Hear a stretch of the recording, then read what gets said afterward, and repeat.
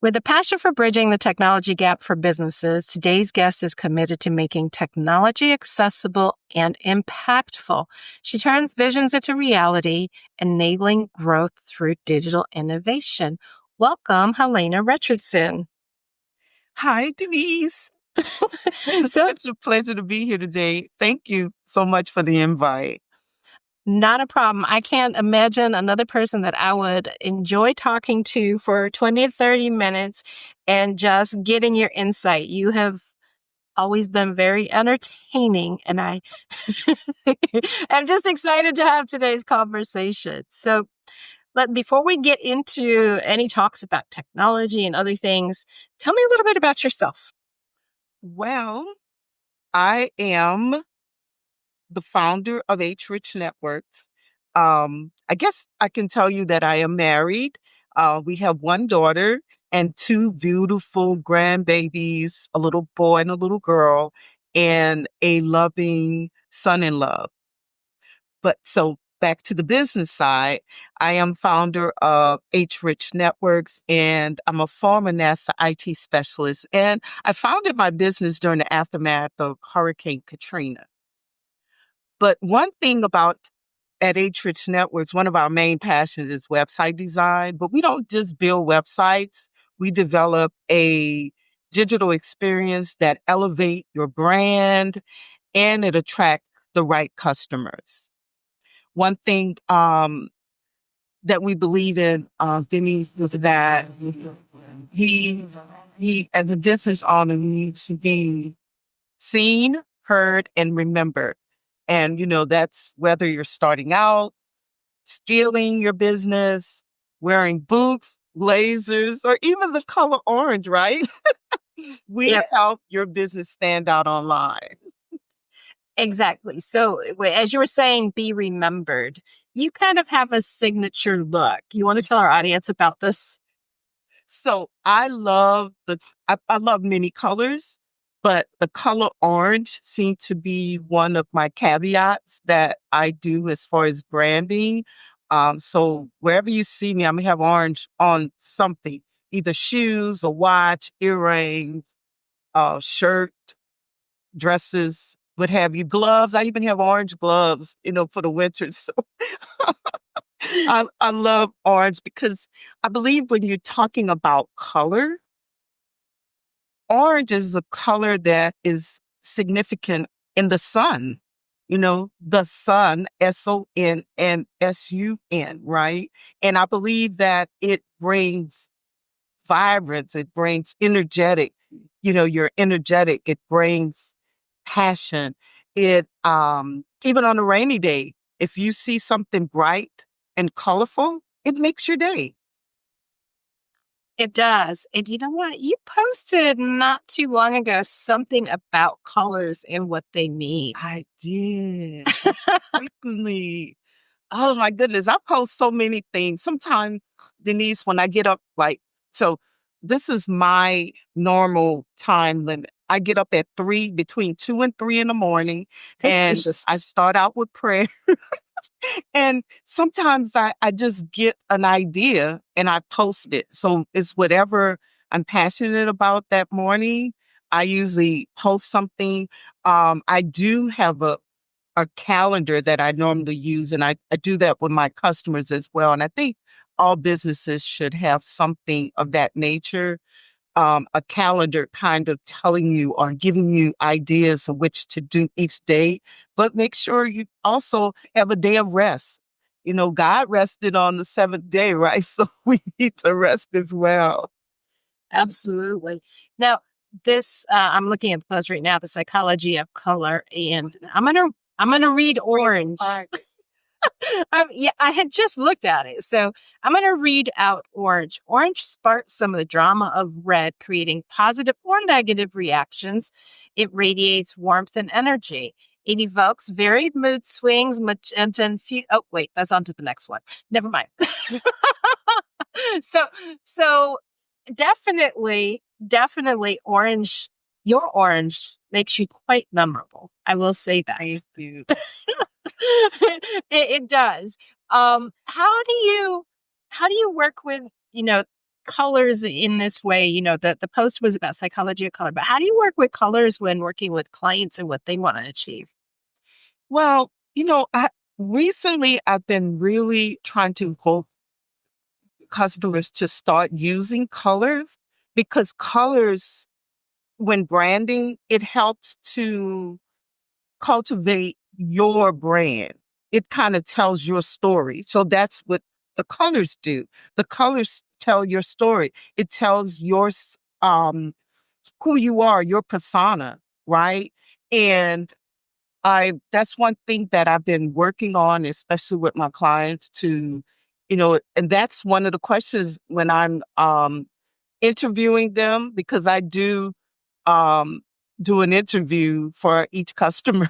You need to do that as well. And in that interview process, that's something that I want to know. What are your branded colors? What is something that evoke what you're bringing forward? And I think those are important. I love purple because purple to me is for royalty. So you may see splashes of purple sometime or blues or something of that nature. But I think everyone should have some kind of color in mind. Okay. Um, s- Tell me about this interview. I, I, I I do that to some degree. I don't know that I would call it an interview, but we definitely have a vetting process because not everybody's a good fit for us, even if they have money. Just not it's not all money is good money. Absolutely. And during that vetting process, what I'm doing is getting to know the customer. And not only am I vetting them, but they're vetting me as well. Because as Mhm. we're talking, they can make a decision too to work with me or not. And I think um the vetting process is so important because you don't want to be in the middle of a project and then you decide, oh, this is not a great fit.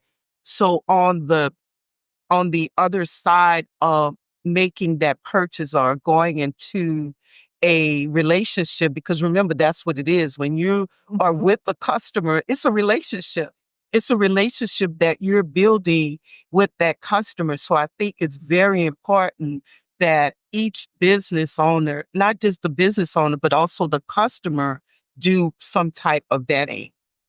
Oh, I agree wholeheartedly because bringing on a bad customer can damage your reputation. It can cause a whole lot more other problems that you don't really need as a business owner. I mean, No.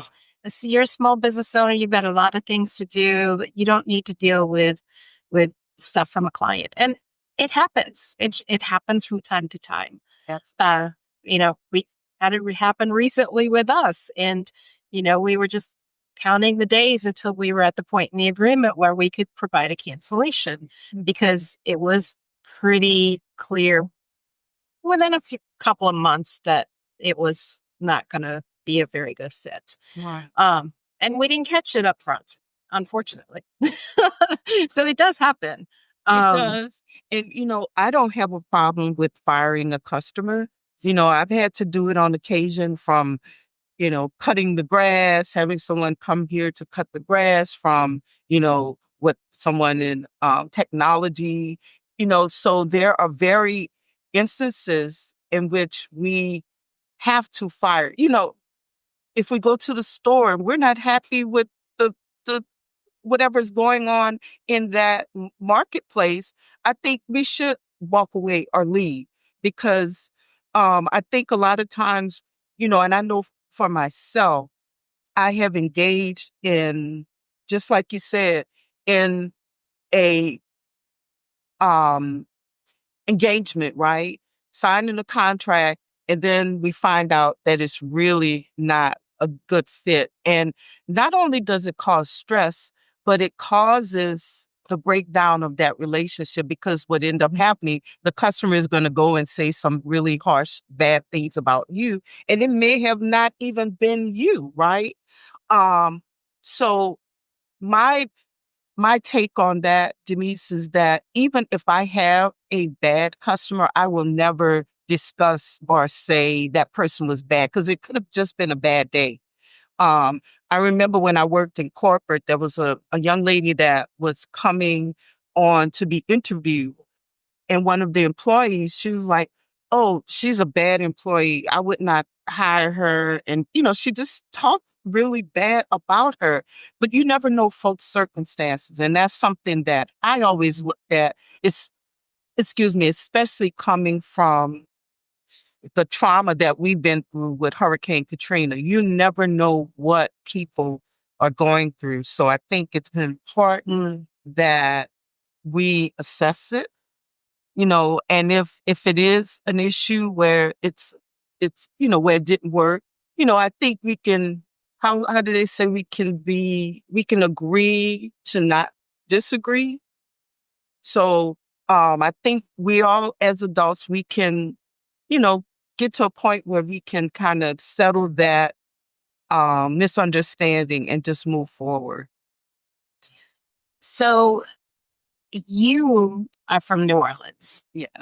And you were there when Katrina came through. And for those who are maybe a little bit younger, um, Katrina came through in 2002 or three, roughly. Four. It's Four. Okay. Okay. All right. Um, and I was in Charlotte at the time, and I recall people actually picking up and moving. five. Was it 5? Mhm. Okay. I remember people literally picking up and just moving up because they had nothing left. Mhm. So how tell me about your experience there if you're comfortable with that. So we are resilient. So recently, and I may say a little peek into that. I started to put together a manuscript to tell my story. And I let my husband listen to it rather than kind of read it to it. I had the computer to read it out loud. And he began to cry. And we are very resilient in terms of the journey that we've been down. But our faith, first and foremost, is in God, and He has helped us through these things that we go through. And we pray a lot, and we ask for direction. So with going through Katrina, although we were homeless, we didn't have the community that we have. It helped us to get stronger. Now, granted, there were a lot of people that could not handle it.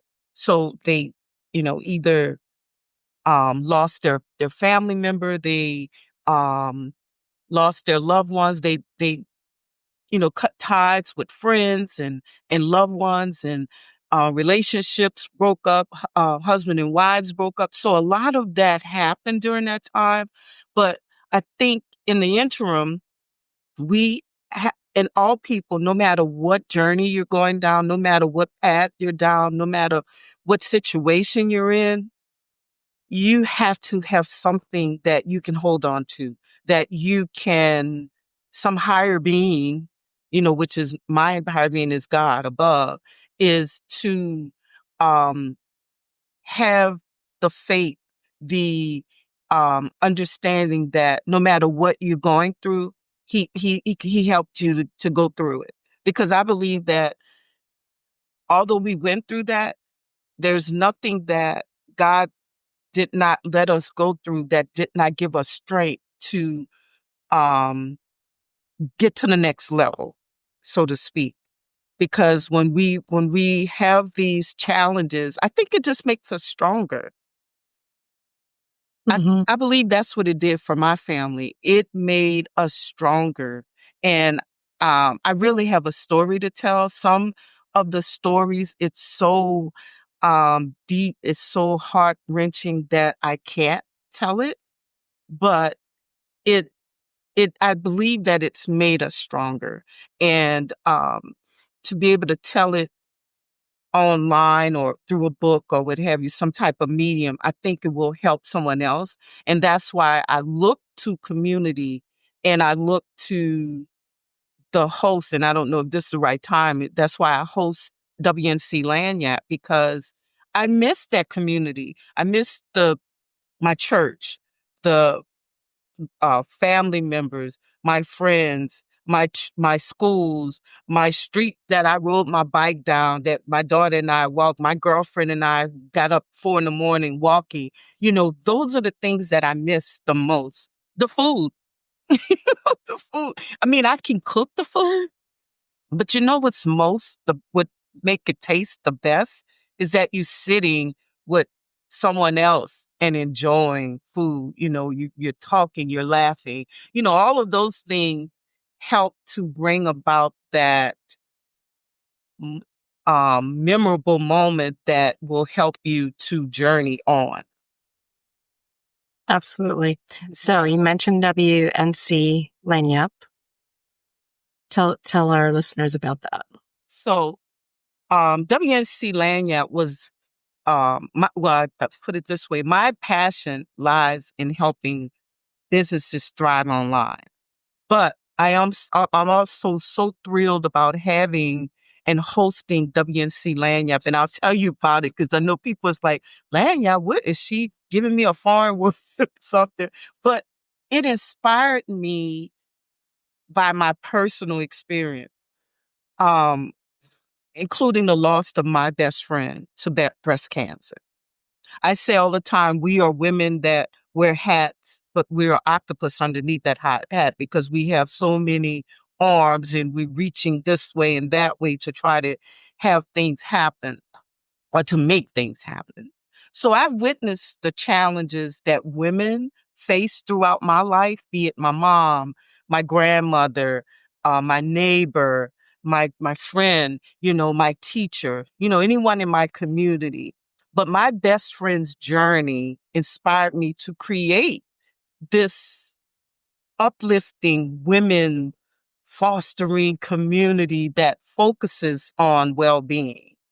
And um, as you know, it's vibrant. It's dedicated to empowering us through networking, collaboration, and support. And you know what? It doesn't matter if you're an entrepreneur, a corporate professional, a creative visionary. There's a place for you there. There's a place for someone. And we meet everyone with open arms and open hearts.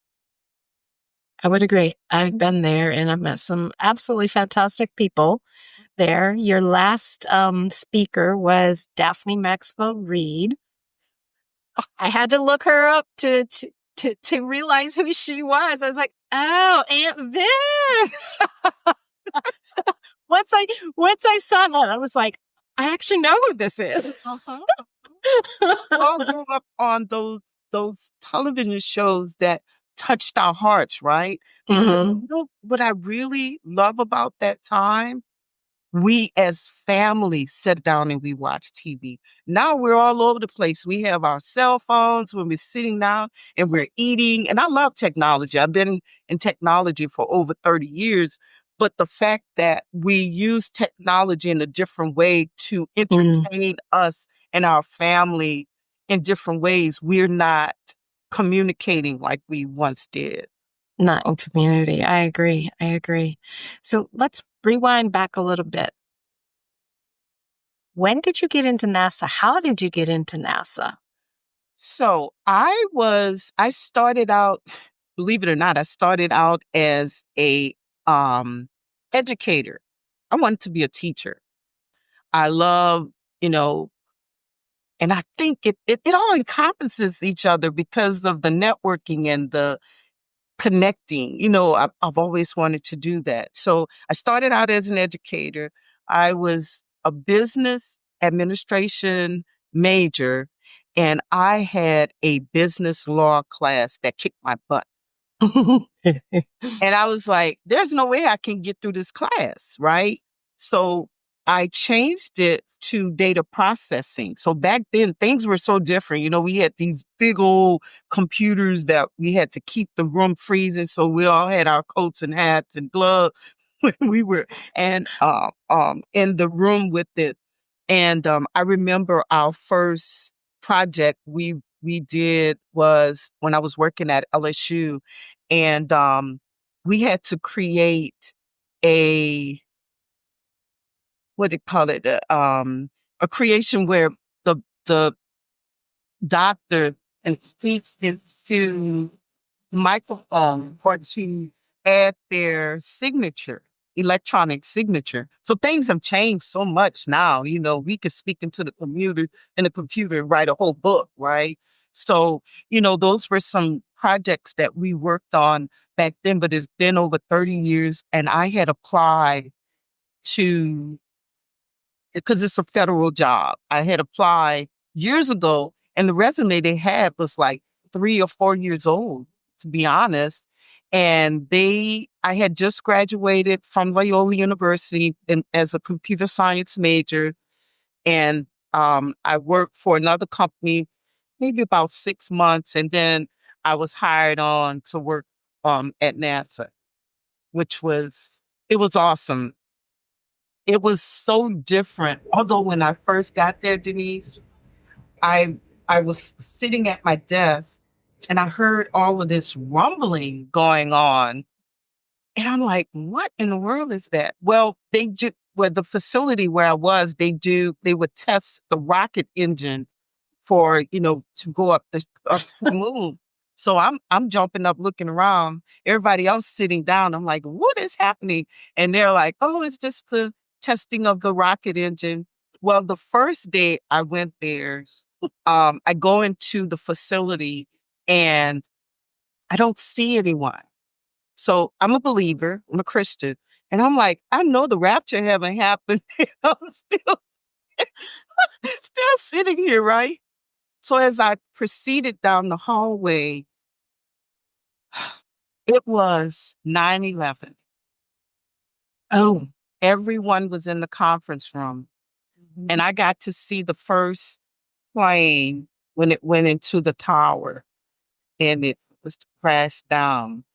And we just stood there in awe. And it just giving me chills as I'm thinking about it, because I've always kind of been centered around um, that type of technology, the moon, and and just various aspects of, doing things outside of what the norms are. And so I remember that as if it was yesterday. We just stood there because we didn't know what to say. It was just like, no one said a word, like, no screams. It was quiet. It was so quiet. And um, I remember how things were just locked down, how they had to, look under our cars with the those mirrors. Yeah, those mirrors, and looking out the trunk and under the hood. It was a trying time, but we made it through that too, right? Resilient is the word. It is. So, I've been in, like I say, technology over 30 years, and I love it. I never had the desire to really do anything else, although I've tried some other things with my girlfriends, like selling various coffees and health products. I was like, this is not for me. I say I love taking nothing else. So, but yeah, it's been a while, and getting into that space just catapult me to start my own business, because this occurrence happened after Hurricane Katrina. I was working for NASA during that time. Mhm. And because we were, the recession hit, and I think because of Hurricane Katrina and the recession, it just gave me the opportunity to start my own business and doing something that I love. And I mean, having a business is it's not for the faint of heart, right? But if it's something that you love doing, be it in corporate, be it in school, wherever areas in your life is something that you love doing, you will have a passion for it. And it will take you on a long way, rather than, being unhappy. Because some folks are unhappy about the things that they do. I say, look, find something that you love and be great at it. And here's the thing is you can be unhappy about a scenario, a situation, something that's happened to you. That's actually okay. Staying in unhappy is not okay. Say you took the unhappy and you're like, okay, what do I want to make from it? So the classic lemons to lemonade, that was you. There you That was you. That's what I did, man. And I don't look back because it has changed me. I've grown so much in it. I had the opportunity to spend 10 months with my grandbaby, my first grandbaby when they were born. I wouldn't have been able to do that in corporate, you know, although I wouldn't do it again. And that's what I told my daughter about the second baby. I say, oh, we're not going to do this again because my husband was at home, and I'm way in Illinois. And although he wanted me to be there for our daughter, but I needed to be there for him as well. So I told the both of them, my daughter and son-in-law, I say, you're on your own with the second one. It's not like the first one. Yeah. You know my story. I moved from North Carolina, from Charlotte to Virginia when she was born. So What we do for our children, right? and grandchildren. Yeah, totally. So tell me about an exciting project that you've done. Oh, well, I love all my projects. Just one. This one that in particular I had a couple years ago. It was a project that came through with the city of Richmond. And I ended up with like 10 clients from out of that project. But what I love most about it, they were all startups. They they didn't have an idea what to do, how to do it, what kind of marketing, what it is that we need to do in business. So I was so elated that my team and I were able to do it. Now, granted that I don't have personnel, but I do work with independent contractors. And I work with those who have the same mindset and the same passion that I have for helping my clients. Because it's not all about, as we talked about earlier, making money. It's about building that relationship so that relationship can go on longer. And I think sometimes in business, we want to make the money. Granted, we have to make the money. We have to keep our lights on. We have to eat and, all of those things of that nature. But I think what's most important is building that relationship so that we can foster the trust. We can nurture the relationship so that we can create value. And in creating that value, we have that long-term relationship with our clients. Absolutely. So as we get ready to close up here, tell me, how can our listeners find you? So I am all over social media. You can find me on LinkedIn especially for business, LinkedIn, Facebook, Instagram, TikTok. I do a little bit in some of those, and you've probably seen me dancing a little bit because I'm from August, so we do a lot of line dancing. And I love entertaining. I love having fun. But at any rate, you can find us at hrichnetworks.com and or give us a call at 804-394-5502. And I'll make sure all of that information is also in the show notes, as I usually do. Awesome. Helena, thank you so much. It was such a pleasure. Great conversation. Thank you. Yes. Thank you for easing my sometimes I get very nervous because being in technology, we have to have everything correct. The I's have to be dotted, the T's have to be crossed. So I'm learning, and I think through these interviews and these appearances, it's teaching me that it doesn't always have to be perfect, right? It sure doesn't.